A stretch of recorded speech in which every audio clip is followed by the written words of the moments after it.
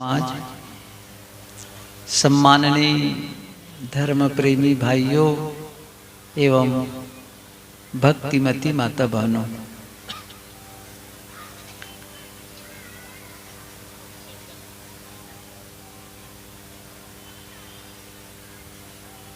सदगुरु कबीर ने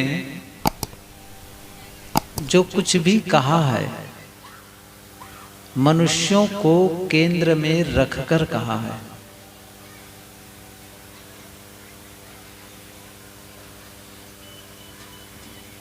ऐसा इसलिए उन्होंने कहा है क्योंकि मनुष्य में संभावना है बदलने की।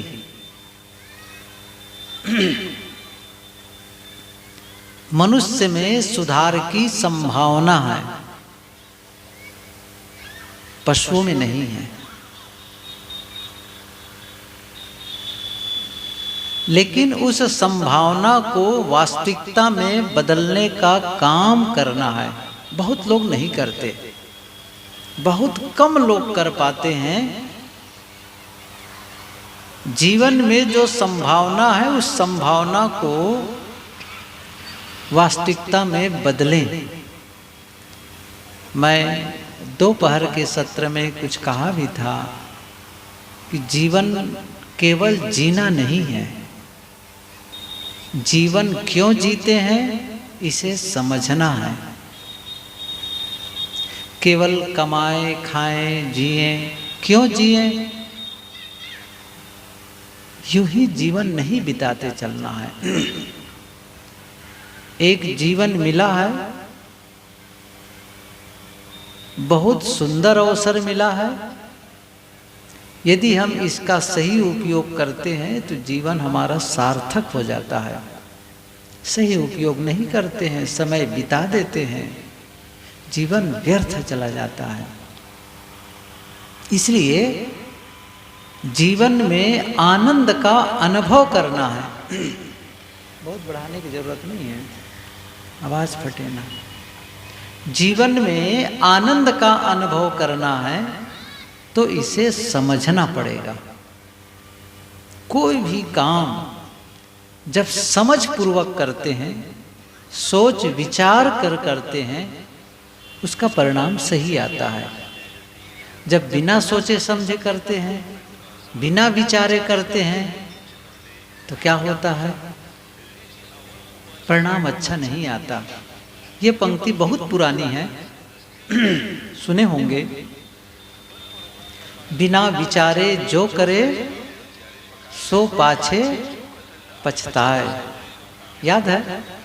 कर लो याद। बिना विचारे जो करे सो पाछे पछताए, काम बिगाड़ो आपना जग में होत हंसाए। बिना विचारे जीवन जिएंगे तो जीवन बर्बाद हो जाएगा। सोच समझ करके जिए। सोच समझ कर जीने का क्या अर्थ है, मैं क्या कहना चाहता हूं इसको समझे थोड़ा सा।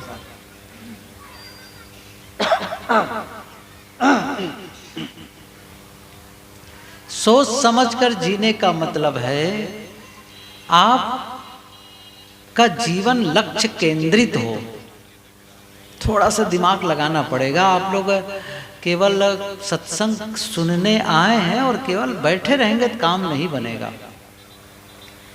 चलो सत्संग में है, चल दिए, कुछ भजन सुन लिए, कुछ बातें सुन लिए, लेकिन सत्संग में आने का मतलब यहाँ कोई मनोरंजन करने थोड़े आए हैं। यहाँ तो जीवन में बदलाव के लिए प्रेरणा पाने आए हैं, कुछ ज्ञान अर्जित करने आए हैं। और सत्संग में आने के बाद जीवन वैसा न रह जाए जैसे पहले थे। जब आप सत्संग में आए तो जैसा आप आए हैं लौटे तो एक अलग इंसान बन के जाएं, नया जीवन लेकर के जाएं। कहना चाहिए पुनर्जन्म। जैसा आए थे लौटे तब भी वैसे के वैसे। सत्संग का क्या अर्थ है? कि मैं कहा करता हूँ जैसे कोई सुबह आदमी उठे, सुबह नींद खुलती है तो क्या होता है, बाल बिखरे हुए हैं, कपड़े अस्त व्यस्त हैं, चेहरा मुरझाया हुआ है। सुबह बिस्तर से उठा और बाथरूम की ओर जा रहा है, इतने में एक आदमी खड़ा होकर मोबाइल ले लिया, रुको रुको एक फ़ोटो शूट करना है। कितने लोग फ़ोटो खिंचाएंगे? अच्छा नहीं लगेगा ना। अब सुबह उठ करके ऐसी स्थिति में कोई नहीं खिंचाना चाहेगा।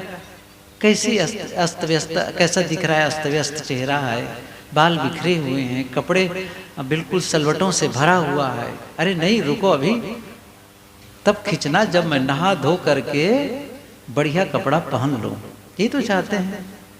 लेकिन वो आदमी नहा धो करके जब आया तब भी वैसे ही दिख रहा है जैसे नहाने के पहले था। क्या कहा जाए? तब तो इसका मतलब कहा जाएगा, इसका मतलब नहाया नहीं है क्या? सत्संग में आए तो यहां भी तो स्नान करने आए ना। इसको कहा ही जाता मज्जन फल देखें तत्काला। मज्जन मांझना होता है तो तत्काल देखने में आता है।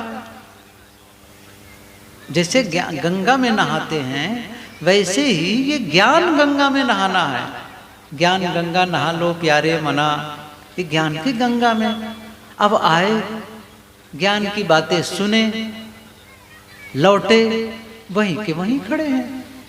नहीं, यहां आकर के कुछ नया लेकर के जाएं, नई सोच के साथ वापस जाएं, नए शब्दों के साथ वापस जाएं, नए संकल्प के साथ वापस जाएं, जीवन को सही ढंग से निर्मित करने के भाव से जाएं।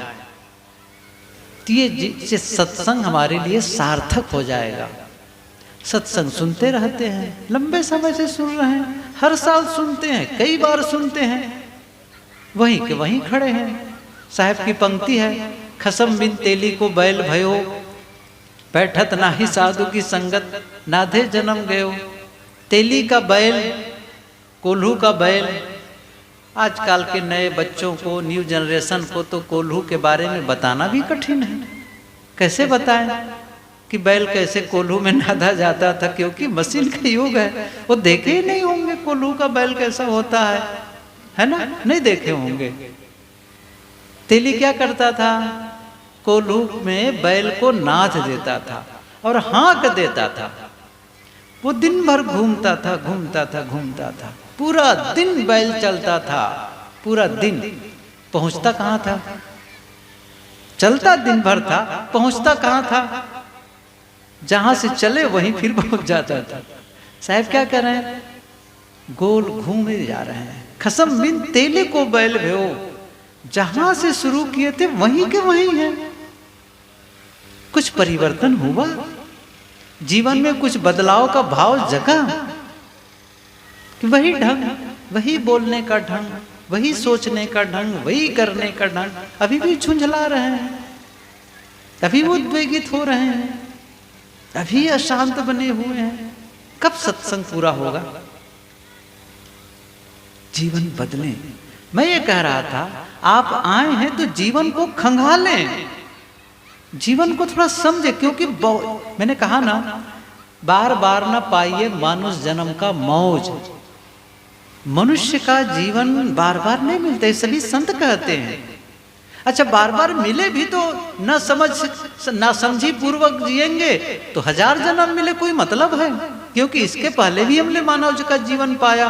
जैसे साहब ने कहा है ना कि जहिया जन्म मुक्ता हता तहिया हता न कोई, छठी तुम्हारी हौस जगा तू कहाँ चला भी गोय।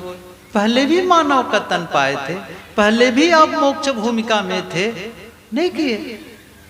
पहले भी शांति का अनुभव कर सकते थे, नहीं किए। अशांति का ही अनुभव करते रह गए, द्वंद्व का ही अनुभव करते रह गए, दुख का ही अनुभव करते रह गए। नहीं, अब चूकना नहीं है, ये अवसर मिला है तो उसको थोड़ा समझना है। मैं वही बताना चाहता हूं कि जीवन को समझ पूर्वक जिए, समझ पूर्वक, तो क्या होगा? जीवन में अच्छे परिणाम आएंगे। फिर बहुत महत्वपूर्ण है ये। जीवन बहुत मूल्यवान है। तो पहली बात तो यह समझना है हम सबको, समझ पूर्वक जीने के लिए जो मैं कह रहा था ना कि समझ पूर्वक जीने का क्या मतलब है, मैं कहना चाहता था कोई लक्ष्य केंद्रित जीवन जिए और एक होता है लक्ष्य विहीन जीवन। लक्ष्य विहीन जीवन उसी प्रकार से है जैसे नाव में पतवार न हो, एक जहाज हो लेकिन कंपास न हो, दिशा सूचक यंत्र न हो। समुद्र महासागर एक जहाज हो और दिशा सूचक यंत्र ही ना हो, क्या होगा? किस किनारे लगेगा, किस दिशा में जा रहे कोई पता ही नहीं है उसको, भटकेगा। ऐसे ही हम जीवन को किस दिशा में ले जा रहे हैं, कहाँ ढकेल रहे हैं। मैंने कहा था ना, गुरुदेव जी वाला प्रश्न फिर से दोहराऊं इस समय। प्रायः गुरुदेव जी ये प्रश्न किया करते थे, क्यों कमाते हो? खाने के लिए। क्यों खाते हो? जीने के लिए। क्यों जीते हो? ऐसे ही एक प्रश्न किया गया एक जगह, तो एक मुखर आदमी बैठा था, थोड़ा से बोलने में मुखर था, खड़ा हुआ, क्या कहता है? मर नहीं गए इसलिए जी रहे हैं, मर नहीं रहे इसलिए जी रहे हैं। क्या मतलब है इसका? इसका मतलब उद्देश्य मरने का है, मरने उद्देश्य है। अरे मौत तो अपने आप आती है, मौत के लिए क्यों प्रयास कर रहे हो? मौत के लिए क्यों जी रहे हो? और जो अपने आप आता है ना, उससे कोई फायदा नहीं होता। जिसे आप मेहनत करके अर्जित करते हैं उससे फायदा होता है। तो कहा जाता है अपने आप जो होता है, नहीं, मेहनत करके जो पाते हैं उसे हम फसल कहते हैं, और अपने आप जो होता है उसे खरपतवार कहते हैं। खेत में जब मेहनत करके पाते हैं उसको क्या कहते हैं? फसल। और जो अपने आप हो, घास फूस है, फसल है। अपने आप मौत आने वाली है, उससे क्या फायदा होने वाला है? क्या आपने जीवन को निर्मित किया है? क्या जीवन को ऐसा बनाया है कि जैसा जीवन आप चाहते हैं? निर्माण किया ही नहीं गया है। मैंने कहा ना, लक्ष्य केंद्रित जीवन हो। हमारे जीवन में कोई लक्ष्य हो और उस लक्ष्य की ओर बढ़ें, काम करें। अब प्रश्न होता है कि लक्ष्य ही क्या है? देखिए, विषय कुछ अलग ही है, इस पर तो विस्तार की जरूरत है। गुरुदेव जी ये भी कहा करते थे, मनुष्य को लक्ष्य का कोई निर्धारण नहीं करना है। लक्ष्य पहले से ही निर्धारित है, उसे पहचानना है। हम सभी लक्ष्य को निर्धारित क्या करेंगे? पहले से निर्धारित है, पहचानना है बस, और फिर उसके अनुसार जीना शुरू कर देना चाहिए। डिसाइड हो पहले से आपको कैसे जीना। जैसे आप कहीं जाना होता है, जैसे मैं आपको सरल बताऊं, यहाँ कस्बा में रेलवे स्टेशन है, पूर्णिया में है, कटिहार में है। रेलवे स्टेशन में आप गए, वहाँ टिकट काउंटर है, और टिकट काउंटर में आप पैसा हाथ में लिए और अंदर हाथ देते हुए कहते हैं, वहाँ एक क्लर्क बैठा है, टिकट बाबू। उनसे आप कहते हैं, बाबू जी एक टिकट दे दो। आपने क्या कहा? बाबू जी एक टिकट दे दो। वहां से क्या प्रश्न आएगा? कहाँ का दे दूं? पूछेगा ना। और आपने क्या कहा? कहीं का भी दे दो। अब वो कहाँ का देगा बताओ? कहीं का भी नहीं देगा। अच्छा, कौन बताएगा कहाँ का टिकट चाहिए उसको? आप। कैसा जीवन चाहिए इसको कौन बताएगा? आप कैसा जीवन चाहते हैं कौन बताएगा? आप ही तो बताएंगे। बड़ा अद्भुत है हम लोग का। जीवन जीते तो हैं, लेकिन यही नहीं है कि हम पहुंचना कहाँ चाहते हैं। एक सूत्र याद करो, चलने के पहले जान लो कि पहुंचना कहाँ है। फिर से कह रहा हूं, चलने के पहले जान लो कि पहुंचना कहाँ है, तब तो सही है ना। कबीर साहब की पंक्ति याद करो, नाव न जाने गांव का भूला मार्ग जाए, काल गड़ेगा काटा अगमन खसी कराए। एक आदमी जा रहा हो, उनके भैया रुको तो सही, आपका क्या नाम है? कहाँ जा रहे हैं? और वो आदमी खड़ा होकर क्या कहता है? पता नहीं, न तो मुझे नाम का पता है, न तो गांव का पता है। क्या कहेंगे? कैसा भोला आदमी है। साहब यही करे, नाव न जाने गांव का, भूला मार्ग जाए। क्या होगा? मार्ग भूल जाएगा, काल गड़ेगा कांटा। अब जब रास्ता छोड़ करके खाई खंड में तो कांटे गड़ेंगे ना, चुभन होगी, दर्द होगा, पीड़ा होगी। हम सभी अपने जीवन में दुख का अनुभव कर रहे हैं, अशांति का अनुभव कर रहे हैं, संघर्ष का अनुभव कर रहे हैं, बीमारी का अनुभव कर रहे हैं। इसका मतलब क्या हुआ? रास्ता से भटके हुए हैं। सीधी सी बात है। सही रास्ता में आप नहीं चल रहे, सही ट्रैक में नहीं चल रहे हैं आप। कबीर साहब की ये भी पंक्ति है, राह विचारी क्या करे जो पंथिन चले विचार, आपन मार्ग छोड़ के फिरे उजार उजार। रास्ता तो बना है, अब रास्ता पे न चल के राह विचारी क्या करे जो पंथी न चले विचार।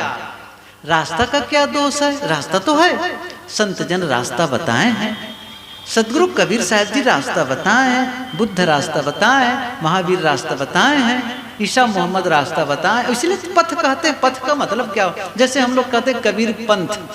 अच्छा, कबीर पंथ का मतलब क्या है? पंथ माने रास्ता ही होता है। इसका मतलब है एक ऐसा रास्ता जिसे कबीर ने प्रशस्त किया है। कबीर विचारों के अनुसार हम चलते हैं, वो कबीर पथ है, कबीर पंथ है। कबीर ने जो रास्ता दिखाया आत्म कल्याण के लिए, शांति के अनुभव के लिए, उस रास्ते पर चलते हैं तो कबीर पंथ है। और सच कहो ना, कबीर पंथ जैसी कोई बात नहीं, सतपथ है। एक होता है सतपथ, दूसरा होता है कुपथ।